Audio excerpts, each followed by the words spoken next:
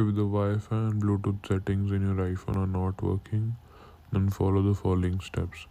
First, go on settings, scroll down, go to general, scroll down, click on transfer or reset iPhone, then click on reset and click on reset network settings. This will clear all your network settings without you losing your data. If this is still not working, then reset your iPhone. If you have a newer generation iPhone, then quickly press and release the volume up button.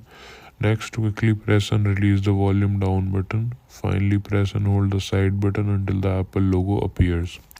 If you have an older generation iPhone, like for iPhone 7 and 7 Plus, press and hold the sleep wake button and volume down button at the same time until you see the Apple logo. For the next step, go on settings, scroll down, go on general, then click on software update and make sure your iPhone is up to date here.